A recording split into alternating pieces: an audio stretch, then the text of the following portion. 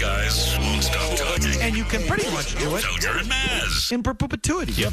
The Sports Hub. Or is this just in a short sample a team that has struggled? Because everyone's making their plans for the summer. They're buying their tickets. They're coming to Fenway Park. They want to know, is this going to be a season to go back to postseason play? Or is this team in quicksand right now? Sure, and everything we know about baseball, everything that information can tell us is that this is the latter. This is a really good team that isn't playing very well right now, and that is going to turn. And our job is to do everything we possibly can to try to accelerate that. With Christopher L. Gasper. That's right, Christopher Gasper of the Globe. Joins us now. He's brought to you by Premier Basement Waterproofing. April showers are here. If you're finding water or not hearing your sump pump working, then you want to be calling our guys at Premier. And remember, if you're moving into a new home this spring, take advantage of 0% financing to get that basement waterproof before you even move in. To schedule with Grace, call 844-LIVE-DRY or visit premierBasement.net. It'll be then at what point there, Maz and Murray? Game over for water. Gasparino, how you doing? No Gasper? I thought I saw him futzing around on the old Zoom there. What, did he disconnect? He's not. He's late. He'd be late to his own funeral. Maybe he got stuck in traffic on the way from his living room to that fancy closet that he broadcast Yeah, from. it could be. Yeah, could be that. Or maybe he's moving all the Louis Vuitton stuff out of the way so he can. No, this is par for the course. Again, so, Gasper Murray is typically 11 to 2 on Saturdays, but it really is around 11:15. 11:10 to 2-ish. To 1:45. Yeah. Gasper cuts off a little at the beginning and a little at the end. You should just read his email. Gasper says, interesting story in the Globe today where Craig Breslow commented on the fact that he's not Chaim Bloom. He's okay. That's what he said? He said, right. Here, can I break it to you? Yeah. He's exactly Chaim Bloom. Pretty much. I don't think there's any difference. He's another one of these clones. Just more hated. I think it's exactly the same. Yeah. Well, he's slightly more aggressive. I mean, slightly. So, but as we talked, is that him? So, well, right. Chaim Bloom gets credit for Craig Breslow gets credit for the crochet move. Mm-hmm. Like, he was willing to deal a prospect that Chaim Bloom wasn't. I'm not sure about that. I think he had to be pushed into it and someone helped him with it. Or he was just the one to execute it. In other words, I'll give him credit if was it Teal that they sent? Yes, Kyle Teal, yeah. Okay, that might even been a mistake. But, I think that he got to pick the prospects going out and the side pieces coming back. But even then I'll say, I don't know if he would have had the green light to trade Marcelo Meyer. Remember, he just got the job, right? Pretty much, yes. He'd been 1 year in at that stage, I think. Okay, so he's 1 year on the job. He was their 10th or 11th choice. Correct. I don't know if he would have the juice to say, I'm trading Marcelo Meyer. I know you just drafted this kid 4 overall, but he's out. And Henry in the group says, yeah, okay, whatever you say, Craig. I don't think it works that way. No, you're probably right about that. When you just have that job. So I don't think Breslow's any different than Chaim Bloom. I think that the green light or the red light comes from upstairs, and then they get to sort of pick and choose the sub pieces. Kyle Teal going out versus Harry Schmedlap, okay. But I don't even know if he would have had the green light to deal Marcelo Meyer or Roman Anthony. I don't think so. No, he probably would not have. Yep, that's fair. I mean, usually they give the other team an option. They say you can have, one player from each of these groups, and they give them 3 groups of 3, and they say pick one from each. So Breslow went on to say, I think most of Chaim's tenure was really spent trying to improve the state of the system to have some eye on the future, said Breslow. And we are kind of now in a place where we're prioritizing wins in the present. Chris Gasper, do you think they're really prioritizing wins in the present? No, I don't. I think it's pretty much the same thing that it was with Chaim Bloom in terms of trying to do the sustainability thing and trying to balance everything. And the reason I look at it that way is, and this is something I heard Maz say the other day, and I agree with it, but I wanted to expound upon it. It is very noticeable when you listen to Craig Breslow talk about constructing a team, and this has happened over the last 2 off seasons, and I think he thinks it's a positive. He'll say, oh, you have to be willing to get uncomfortable, or you have to be okay getting uncomfortable. But then the things he's responding to with that refrain are things like trading prospects for a proven star player or signing a mega free agent contract. Those are exactly the types of things that used to be and should be in the Boston Red Sox wheelhouse. That should exactly be their comfort zone, making those types of moves. And so I think you've really just traded one guy in terms of Chaim Bloom, who didn't play at the MLB level, for the same guy that can say he played in Major League Baseball and has that on his resume. I think they're very similar in terms of the overarching philosophy.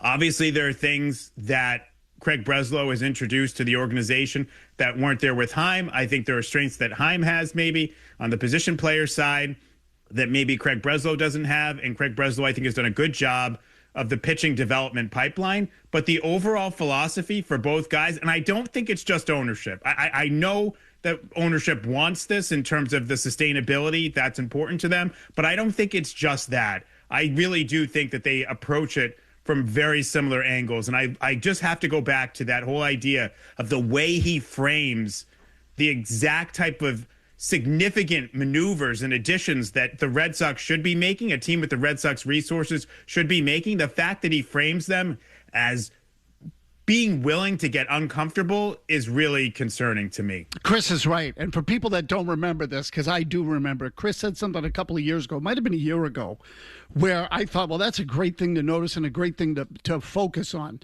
I almost said Bloom. Breslow at one point said something to the effect of, well, we're going to have to be prepared to bleed or hurt a little bit. I can't remember if he said bleed or hurt. And Chris said, why is it that anytime he has to give up a prospect, it's painful? Okay, and no, but this is the same point. It's the same point. It's a good one. Which is that they view it as pain. They don't view it as we're going to get better. We're going to turn some of these prospects into something that could win us a World Series. They're like, no, that's going to hurt. Don't give me the injection. No. How come it doesn't hurt the Phillies to try and win now? Because they understand the ultimate goal. The ultimate goal is for your big league team to win. And does it hurt the Rams when they trade? Do you think they're hurt by trading draft picks? 9 first-round picks in 10 years? You know what I mean? Yeah, no, they're not, because they get it. So Chris, he's dead on with this. So, and to me, it's absolutely, remember Cora that one year at the end of the season with Bloom made a comment about, like, it's not about having the best ranked prospect system or something like that. Mm-hmm. We're sort of still stuck there. It's a little bit better, a little bit. And they got an ace from the White Sox who's 26, so they gave him a big contract. Fine. And even then, it's not that big a contract. It's not $300 million or $350. It's $170. So they're comfortable doing that. But ask him to go out and give an 8th year to Max Fried, and they'll freaking put their tails between their legs and run in the other direction. They have no interest in taking risks anymore. Zero. Gasper, your thoughts? Yeah, and just to pull back a little bit more on that, the 30,000-foot view, I think it is sort of consistent with what we've seen for, at this point, I would say, 15 to 18 years with the Red Sox organization, which is that they tend to pinball between these ideological extremes. Well, we're not going to give any long-term contracts to guys over 30. Remember when they weren't going to do that? Well, now we're going to load up for this huge contract for David Price. We're going to have, and it was successful with Dave Dombrowski. He's a guy that's going to spend a lot of money and trade a lot of prospects, and we're going to do that. No, now we're spending too much money and we're trading too many prospects. So now we're going to go 180 degrees in the other direction of sustainability and really tamp down the spending and try and develop our minor league system. The problem is not so much what the different philosophies are. It's that they create these absolutes when you should really be blending the best of all of these philosophies, and you should be willing to be flexible and adaptable. But they get themselves in these modes where this is it. This is the silver bullet philosophy. Like I said, nobody over 30 gets a long-term contract. No, we're going to spend like this. Now it's about sustainability in the minor league system. You just have to have some flexibility built. And I thought that was what Theo was great at.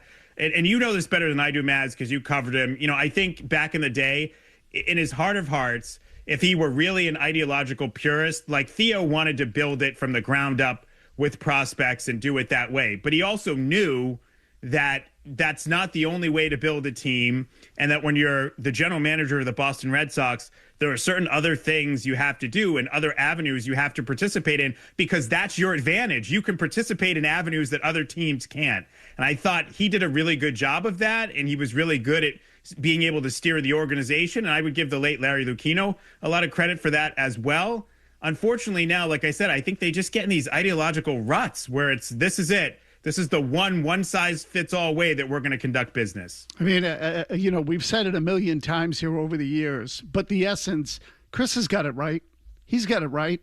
If the left lane is free agency and the right lane is your player development, just stay on the road, okay? Sometimes you're going to be on the left, sometimes you're going to be on the right. But the path is still to the championship, and that's the one in the middle. So you nudge every once in a while, one and the other. Not the Red Sox. Nope, they get off on the exit and they want to drive east. It's Tiger Woods driving down the road. Yeah, they can't navigate it. And look, I'm not telling you it's easy. It can be tricky. But, you have to have a knack and a sense for, okay, when have we traded too many prospects? We got to downshift a little bit. Or when do we have the inventory there to be a little more aggressive and start passing people and then go that way? And they can't. They don't do it. I mean, they can. They should be able to do it right now, and they can't, or they won't. More thoughts on this coming up. Gasper as well with thoughts on the Celtics after that game last night in New York. All coming away after these words. Oh, yeah! Thoughts, calls, emails. Oh, yeah! I get my jollies out of it. I do. I'm not a good person. Go ahead. Felger and Maz. Oh, yeah! 98.5, the Sports Hub. Celtics down 6, 12 seconds to go. Pritchard into the front court, gets rid of it towards Vucevic. He drops it, has it back. Vucevic, we're down to 5 seconds to go. Pritchard has to launch a crazy deep three. It's no good. It will go out of bounds with 0.5 of a second to go, and the Knicks will survive the game and the Atlantic Division 2-seed race for at least one more night. Inbound to Shamet, clock hits triple zeros, and we're just the fourth time in the last 25 years the Knicks have beaten the Celtics 3 times in a single season. The final score, New York 112, Boston 106. My biggest takeaway from that game last night is, 15, 16 games, whatever it is, that we are into the reintegration and the return and comeback of Jayson Tatum, that as the Celtics go into the playoffs, Jaylen Brown has to be the closer. He's the closer.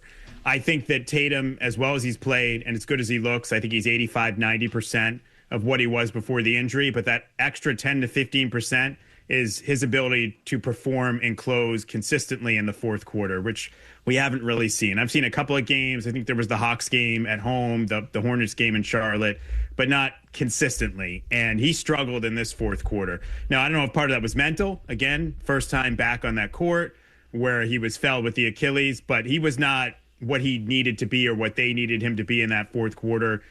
2 of 5. 6 points. He had 1 rebound, 1 assist, 3 turnovers. It really could have been more. I mean, I don't know if you guys remember the Knicks fans all calling for Mike Brown to challenge one time where it literally looked like Tatum just tripped over himself. He got lucky on that. They called a foul on Jalen Brunson. So it could have been more turnovers than that. There might come a time in the playoffs, because the playoffs it's a long run. It's multiple months, we think, for them. They're probably going to play, if they go to the finals and everything, 23 to 25 games where he has to take over and does so in a fourth quarter. But as you enter the playoffs, if you have to close in a series, it has to go through Jaylen Brown, because he's just not there yet. And I'll give you some numbers, too. Since he's come back, he's shooting 39%. This is Tatum in the fourth quarter. Just by comparison, Jaylen Brown is at 46.4% in the fourth quarter. It's always harder to score in the fourth quarter and down the stretch in NBA games, because that's really sort of game deciding time. But that's one element of Tatum where I feel like he's not all the way back. And I'll just give you quickly another example, too, where I feel like he knows it, too. So late in that game, they're down 106-104. And they get exactly what they want, which is a switch that has Jalen Brunson guarding Jayson Tatum with 1:13 to go. Tatum should cook him, absolutely cook him. And he sort of gets by him, and Josh Hart hedges a little, like not a full double, but he kind of feigns he's going to double. And Tatum immediately gives it up to Derek White for a 3. It's not a bad play. like it's not like he made a mistake, but pre-injury Tatum, he gets to the basket and scores that. He does. He cooks Brunson. And if there's a half-hearted double or nobody really comes to help Brunson, he's taking him to the hole or he's taking him to a spot in the paint and it's a mid-range jumper and you can bank it. And instead, it's like at the first sign of a guy maybe doubling, he gives it up to a guy who's 0 for the night from 3 on one of the most important possessions of the game. He knew it. Chris. He knew it. He's like, I can't close. He knew it. I'm going one step further, and that is when Tatum's 100%, I still want Brown being the trigger man or it goes through him or however you want to put that. I just think his play style is more conducive to coming through in those kind of possessions. You know, I meant to mention this earlier. I think that's another thing we learned last night. It's just better when it goes through Brown in those moments. You know, if Tatum's feeling it, and like obviously you can toggle back and forth between the two. But those tough possessions, you know, another thing. So you mentioned that sequence where Tatum got a lucky call. He sort of tripped on himself, and there was a timeout, and you thought the Knicks might challenge. They didn't. They came right back out of the timeout, and Brunson immediately committed a foul, like, if not on the inbound, really quick on that next possession out of the timeout. It was the Knicks' 4th team foul. Celtics are effectively in the bonus there. And there's 6:47 left on that Brunson foul. The Celtics didn't shoot another free throw. You had him in the bonus. And I just think if Jaylen Brown is there, he's attacking the paint, the high paint, the low paint, whatever. He's drawing contact and he's getting to the line. And Tatum, the way that he plays, he doesn't do that as much as Jaylen Brown. It should go, even when Tatum's 100%, Chris, it should go through Jaylen Brown is what I think. Yeah, we'll see. I mean, we'll see. I mean, look, I would say for the rest of this season, it should go through Jaylen Brown. I don't know what next year's going to look like, but I think going into the playoffs for this year, it goes through Jaylen Brown. And one of the reasons I have like a little bit of a caveat on it is when it went through Tatum, there were still games during long runs to the finals where in a particular game at the end, it would go through Brown because it was his night. And I still think you could see that in the playoffs for Tatum. I just don't think that you can start out and say, well, we're going to go to Tatum like we used to. And that's the default. I don't think you can do it that way. I think he's done a very nice job of sliding into this 1A role. He's been really good at it. I think they found sort of an equilibrium here. And when you look at a game like last night, you know, that type of opponent you could face in the playoffs, I'm with you. I think you have to go through Jaylen Brown and operate that way. And it's not just how difficult it can be to score or to get to the spots. You know, there was another instance. I know Tatum wanted the foul late. He went up for the layup and he couldn't finish and he thought he got fouled. They didn't give him that. It was one of those. I know exactly. I wrote it down. It was one of those typical out of control, kind of soft, where he doesn't attack the rim, but he gets in there, kind of falling away, Maz, as you said. Falling away. Didn't really have a chance down the right side, if you will. And I know exactly what you're talking about. That's just the kind of play anyway, that I see from Tatum too much. Go ahead. No. I mean, that was you feel stronger about. Yeah, I do. But also the cross court pass to Peyton Pritchard that he threw away. He had another one to Nemi, and this is, you know, I'm picking on him a little bit, but it's just that's the extra 10 to 15%. So now this is where we get into the hyperbole zone. Is when people say he's back. You know, oh, he's the same. It's like he never left. You know, all these like crazy calls you get at the end of games from announcers where it's like he never left. Oh my, you know, it's. No, he's done a very good job of getting back. He is to be commended for what he's done. But to sit here and say he's the exact same guy, are you watching the games? Did you watch last night? He's not the exact same guy. And it's that extra 10 to 15% that's missing that makes it challenging for him in the fourth quarter and makes it so it should go through someone else. Chris, I don't know how great of a closer he's been on his best day. No, so that's true. Yeah, that's true. And I'll tell you, Chris, one of the things I like about Brown, because I'm starting to come around on this myself, and I've always believed Tatum is the superior player in terms of sheer, pure talent, and he can shoot over people. I like him better when he shoots over people and he's taking turnarounds from 15 feet. I do like that rather than out on the line. But Brown is way better in the paint, way better. And and when I say in the paint, I'm just talking about when the game gets physical and you have to fight for space. Brown will fight for it. Tatum won't. Pulls his way in there. plays off of 2 feet, as he says. I get exactly what he means. Tatum plays off of 1. He does. That drive to the rim is exactly what, that means. So, Chris, why are the Knicks such a tough matchup for the Celtics? I think I'll start with this, and this is not a technical point at all. I just don't think the Knicks are intimidated by the Celtics at all. It's a little bit of, it's not quite what Murray used to say about Miami, the way they look at the Celtics. Which is how, Murray? Back when it was Jimmy Butler and like the Heat. Yeah. Bitches. Yeah. They did. I mean, that's definitely how they treated the Celtics. No, there's something to be said for that mindset. Go ahead, Chris.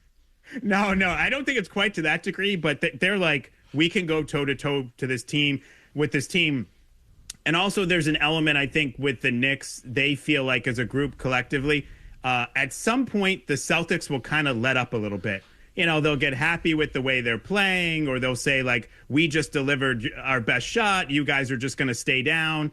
From a more technical standpoint, I think it has to do with the size. It's because you have Karl Anthony Towns and Mitchell Robinson, and the size, the ability to rebound. Towns is not... He's kind of disappointed me throughout his career, but you saw he hit that 3 late. He's a guy you have to worry about throughout the entire sort of offensive zone for a basketball team. And then the other element would be Brunson. I think Brunson is very good at getting them good looks down the stretch. He's very good at creating his own shot. And he won? Was it last year he won it? The NBA Clutch Player of the Year award that he ended up winning. He is really good in those spots. And he was good last night at creating the right looks and the right, the right sort of shots for the Knicks down the stretch. So I think it's all that stuff. It's the matchup with it. It's having the bigs. It's Brunson being a guy who can coordinate. And I think it's the mentality of, these guys are good, but they're not as good as they think they are. I think that's absolutely a part of it as well. You in a clutch and late, the Knicks probably think we have these guys, is how it goes. Gasper has some thoughts on another big NBA topic that has been kicking around the league this week. I'm going to force him to give me a Vrabel Russini take. That's coming up later on this hour as well. First, an update from Big Jim Murray. Now, more of Felger and Murs on the Sports Hub.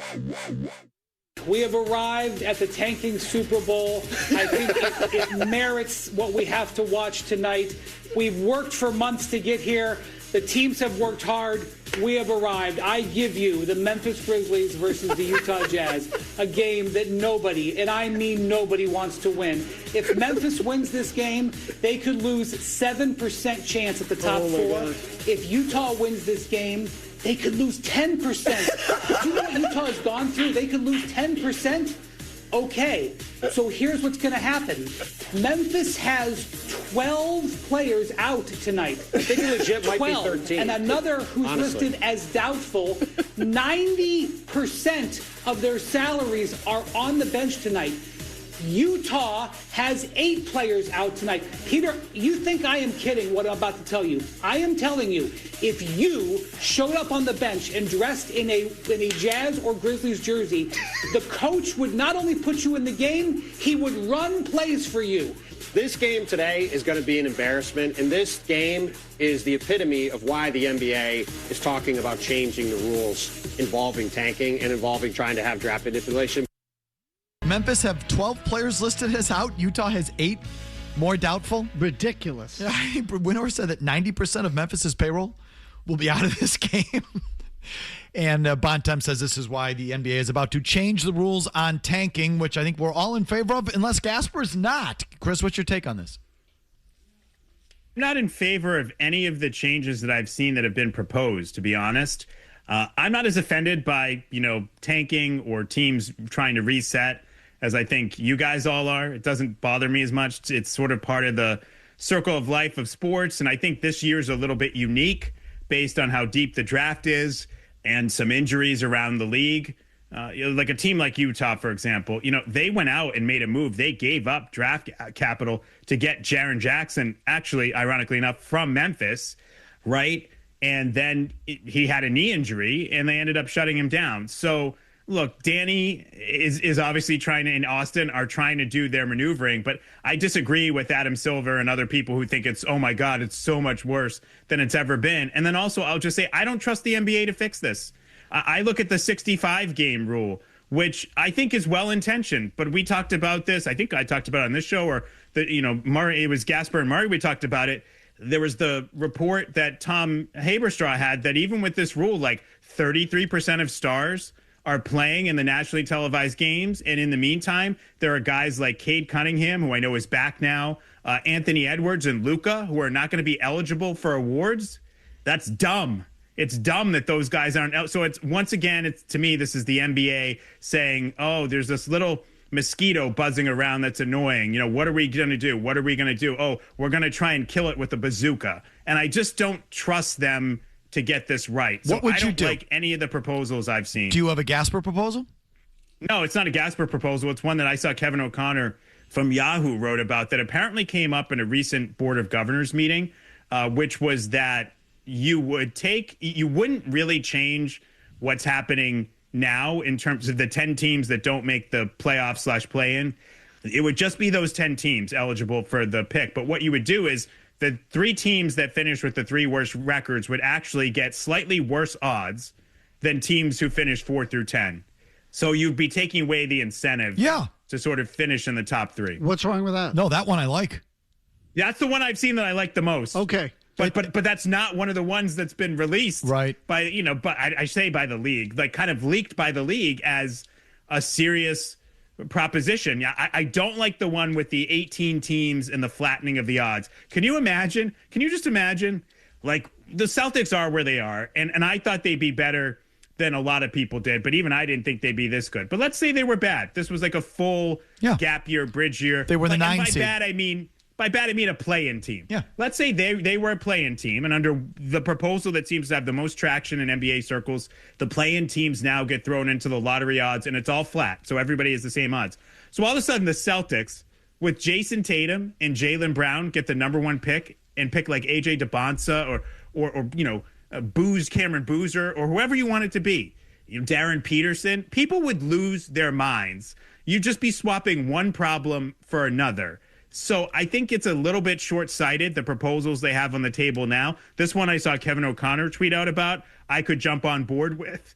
But the ones they have now, which have been come up with by the NBA, by the Board of Governors, by some really smart people that know basketball, I don't like any of those, because I think you're just swapping one problem for another problem, and you're overreacting to a short sample size of tanking this year is there are teams that are bad, have had injuries, and because it's a deep draft. And let's not lose the plot altogether here, which is why is the setup the way it is to begin with? Why did the worst teams have the highest probability of getting these picks? Because they need the most help. And because the NBA is a league that's supposed to be built on, or they want it to be built on, parity. And the only way you're going to get some of these star guys to some of these markets is for them to be drafted. So if you set this thing up in a way where those markets can't get these players through the draft, then you're completely erasing what you were trying to do in the first place. When you were complaining to me 3 years ago about everybody only wants to go to Miami, New York, or LA, and that was the big complaint. And that's what ushered in this CBA, which punishes the Celtics for having 2 Supermax players. So the NBA just ping-pongs from one issue to the next and never actually solves these problems. It just creates new ones in the process. Okay, so look, Chris, whatever they settle on, I'll agree with you that there is no perfect solution. There are always going to be elements to it that foul it all up. But why do you call this a mosquito of a problem? Because that's what you said at the beginning, right? They're trying to kill a mosquito with a bazooka. Why is this a mosquito? Don't you think it is reprehensible that people who buy season tickets go to games, or that partners who, go to games and don't see a legitimate competitive effort, or that partners who, not that I care about the networks, but the NBA, rakes in billions of dollars over TV deals, and the star players play in 1/3 of those? 1/3. Don't you think that is a consumer fraud? Well, yeah, I don't like that. And that's sort of more about the 65 game rule and scheduling, which the NBA could do a better job of, than it is about tanking. I mean, some of these teams we're talking about, Washington, Utah, Memphis traded guys away. They traded Desmond Bane before the season. They traded Jaren Jackson during it. Ja Morant is kind of like the Tiger Woods of the NBA, but, swap guns for cars. So by definition, a lot of these teams we're talking about don't really have stars. Like, what stars, I know the Wizards during the season traded for Trae Young, but like, what stars are really on the Washington Wizards? If these teams had stars, they'd be better teams. And I also don't think tanking, the thing that bothers me is the NBA sort of buying into this idea of tanking is worse in their sport than it is in some of the other sports. I really don't think it is. I think in almost all the major sports, if you look at teams like the White Sox and the Rockies in baseball, or how the Astros got good, or how the Orioles got good, or even how Theo's Cubs got good, you wouldn't say that was tanking. The difference is there's just no prospect industrial complex you can point to pump it up as something other than what it is. And so that's kind of what bothers me about it, is that this idea that it's so much worse. I mean, when you look at what the Jets were doing, what did the Raiders do to get the number 1 pick with Max Crosby? That's not tanking? No, it is. It happens in sports. Yeah, but again, I don't like it in any of the sports, Chris. I'm not talking just about the NBA. I mean, so here's the other one I would ask you.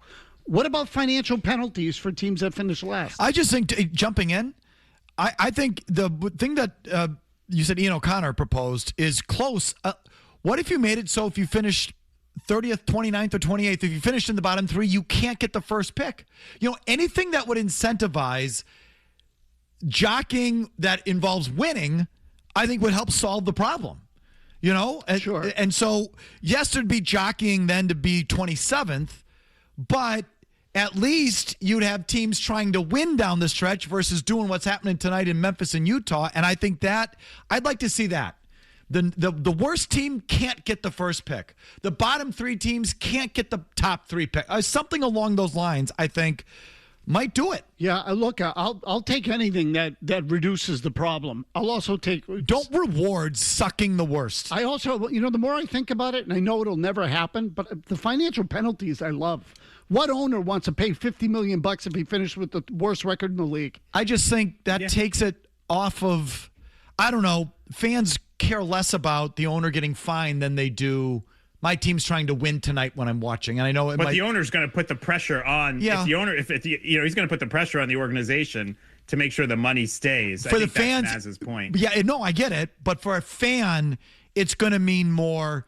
If we win tonight, we could get the first overall pick. I see what you're saying. The fan cares. The fan's going to cheer that more than, my owner gets to save $50 million. You know what I'm saying? Sure. So that's the other thing about this, though, is like I just don't believe, and I could be wrong, but I like for the fans in Indiana, for example, are they mad? Like, this season's been disappointing for them.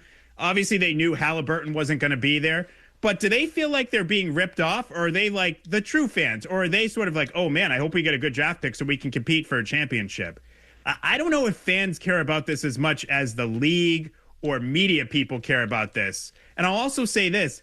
I don't think tanking is the number 1 problem in the NBA. I think the 2 biggest problems in the NBA right now are that the Terry Rozier, Chauncey Billups stuff happened, and they haven't made any changes that I know of, or that they've made public, that make that less likely to happen. And that stuff happened after they had done an investigation of Terry Rozier and basically come up with nothing. And then it took the federal government to really uncover it. So to me, that's a much bigger problem, the manipulation of prop bets. And then the second problem they have that's bigger than this is awful officiating and inconsistent officiating, which also ties back to the first problem, which I know is one of your big causes, Felger, the Tim Donaghy thing. Like, who's to say that couldn't happen again? Okay, I think those are way bigger problems than tanking. I think, but they don't want you to think about those. So they want you to get all riled up about the idea of you're getting ripped off because the terrible Utah Jazz aren't playing Lauri Markkanen. They'd much rather distract you with that than the fact that there could be real integrity questions about their product. Okay, I don't dispute that. I think the biggest problem is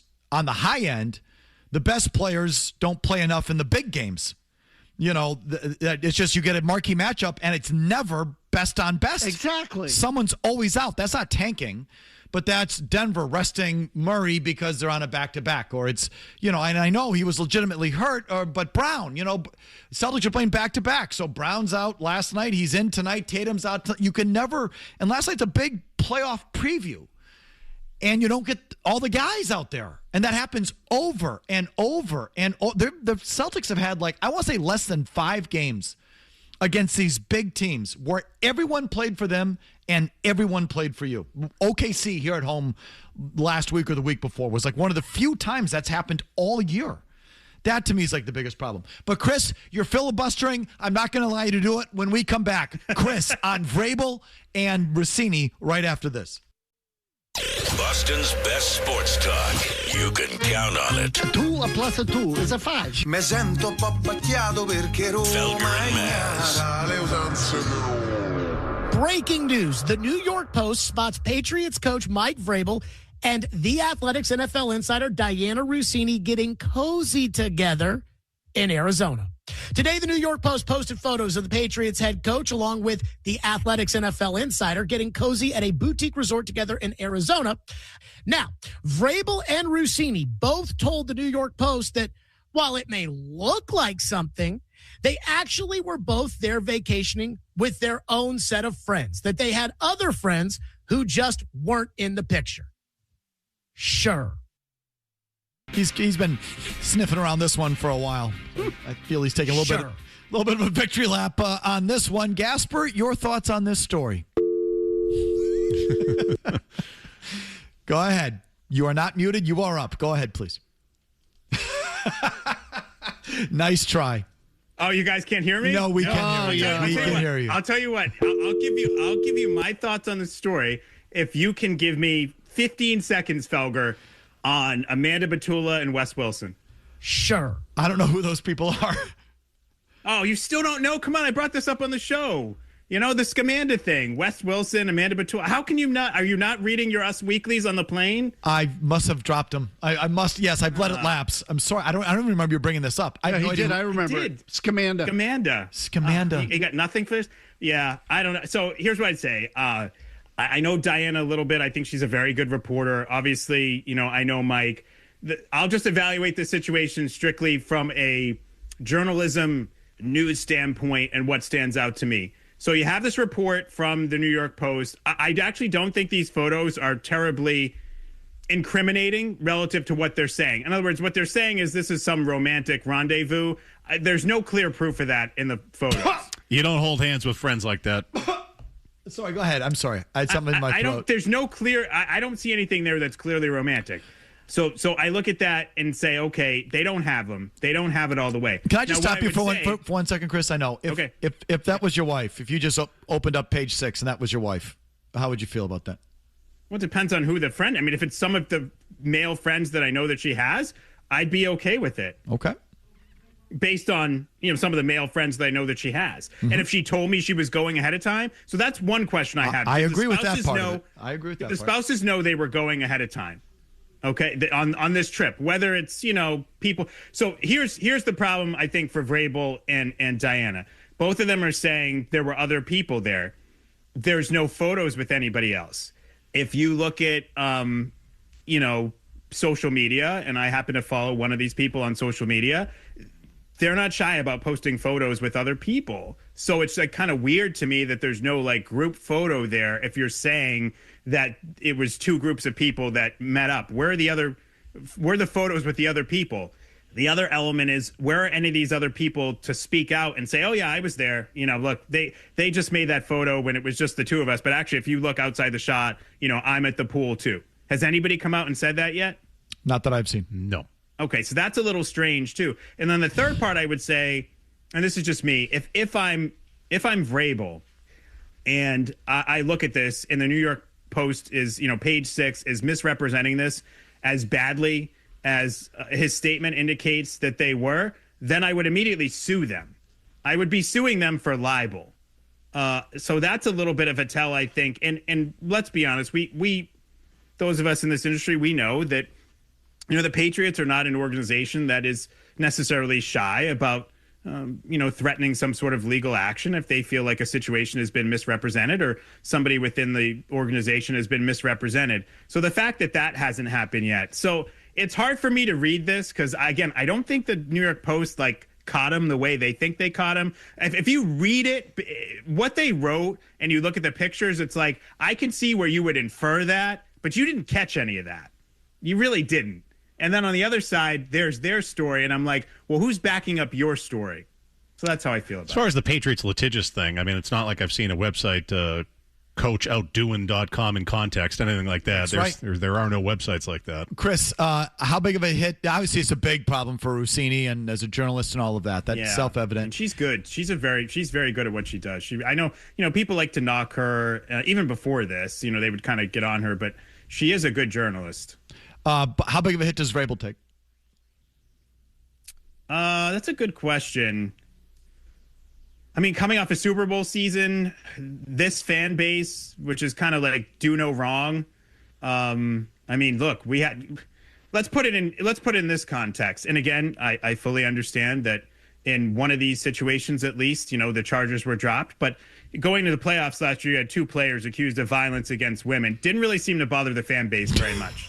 So I'm guessing that an alleged, tryst isn't really going to bother them very much. I don't think this is going to have much of an effect on Vrabel and his popularity at all. Okay, right. But so the fans are the fans. How about regular people? If you know what I mean. Because fans aren't regular people. They're just going to root for the laundry. Yeah, they're blindly loyal. Yeah, like they're just going to do the fan thing. How about normal people? I don't know if normal people care enough about it. Honestly, I mean, to be honest with you, normal people are still like enveloped in the Scamanda thing. This is small potatoes. You got to remind me of the Scamanda. What's the Scamanda? Who cares about that? I don't know that. No, I looked it up, but there is something called Scamanda, but I couldn't tell you. I vaguely remember Chris saying this. I can't. What is it? Yeah, I talked about this. It's like a big Bravo thing. Summer House, Amanda Batula, Wes Wilson. TV so it's all these. I don't know who those people that were on a show. Yeah, I don't either. I just know you shouldn't know that it has a name. That's the only thing I know. But Chris, it's way bigger than this Vrabel. But that's a tell that Chris follows this stuff. Is probably privately all into this. Oh yeah, definitely. Chris, let me ask you a question. All into what? I'm not even being private about this Commanded thing. Vrabel. I am all into it. No, but there's no privacy there. You're more interested in the Vrabel Russini thing than you're letting on. Is the point? So here's. No. Do you think Vrabel's image has been hurt at all? Vrabel's image, has it been hurt? Again, I say the same thing. Like with whom? Not to generalize. The average Joe who's a casual fan of the Patriots and grew up in the Boston area. No, they're going to blame it. No, I didn't say the fan. I said the average Joe.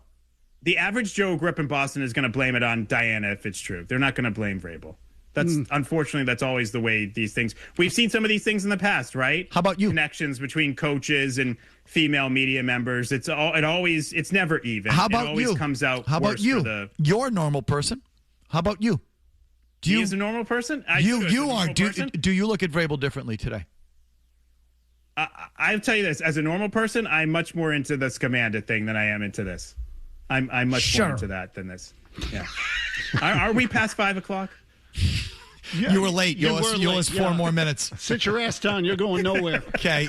Gasper and Murray tomorrow, 11:10 to 2 o'clock? No, thank you, Bruins. Nope. I got a full weekend. See you Monday.